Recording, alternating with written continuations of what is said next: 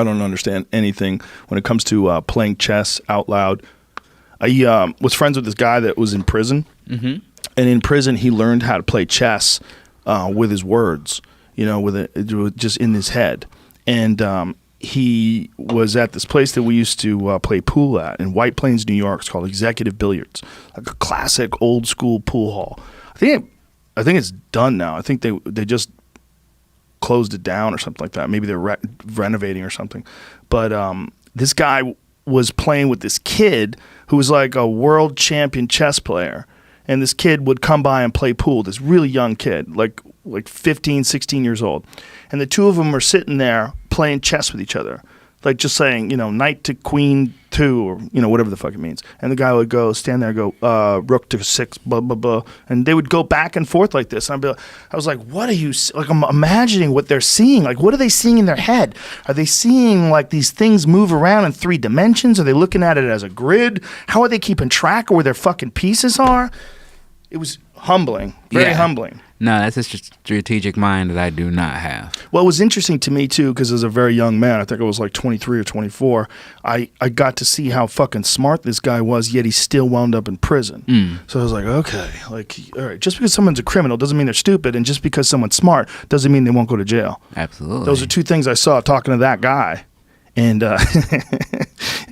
he was in the middle of a game once. And he was gambling with this guy. And this is the guy from prison who was like super smart guy, very sharp guy. And he was talking to the guy who was playing. He said, dude, my wife told me if I don't get home by 10, she wants a divorce. And 10 o'clock rolls around and he yells out, I guess I'm getting a divorce. It was like 2 hours later. And he just racks the balls. He was there till like 2 o'clock in the morning.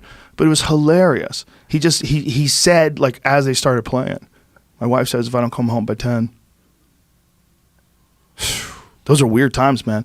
Growing up in like a suburb of Boston, which was like a really nice place. I grew up in this place called Newton, like real quiet, quaint little community. To go from that to like these seedy pool halls of New York was really weird for me. Very, very educational. I got to see all these like street hustlers. I got to hang around with these guys, be friends with a lot of homeless guys. Like I had guys that were like pool players that wound up staying on my couch. They had nowhere to go, a couple of them. And one of them who became my best friend, this guy named Johnny.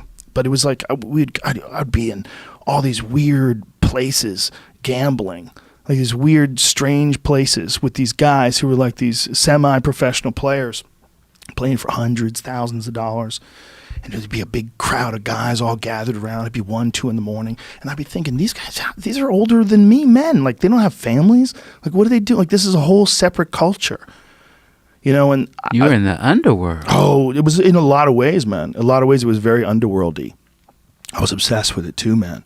I just wanted to play pool all the time. I wasn't very good, but the guys I was around were very good. I was around a lot of guys who were very, very good. And you got to see like the excitement of these. It wasn't just excitement that everybody was gathered around and that they were playing this game for a lot of money. It was also the excitement that we were bending the rules.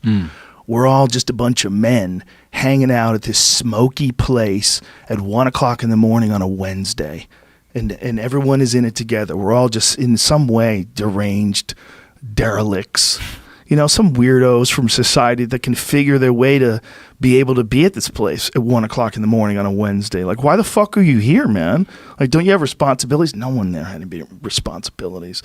Everyone there was some sort of either a professional gambler, or they had like one of the guys was a fireman who they would put him on these 24-hour shifts, and then they would have a couple days off. He'd just come to the pool hall and hang out, watch guys gamble.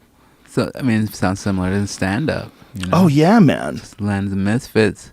Well, that's one of the reasons why I fit in there from stand-up, starting doing stand-up from 21 and then being around these pool hall guys when I was like 23 or 24. I was like, oh, you guys are like my fucked up friends that I like. It's like too many people out there think that there's like only one way to live your life. Like there's a bunch of ways to live life.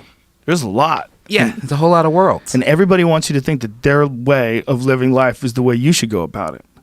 It's real tricky because they all want like this sort of confirmation bias. They want you to confirm They want it's more like a confirmation desire. They want you to confirm that they're doing the right thing. If you listen to them, then you become happy, and they come up to you and they go, "Hey man, I'm really really excited that you told me how to do it this way because now I'm just living my life much better. Thank you very much." Like people love to hear that. Like, yeah, I'm right then. I am living my life the right way.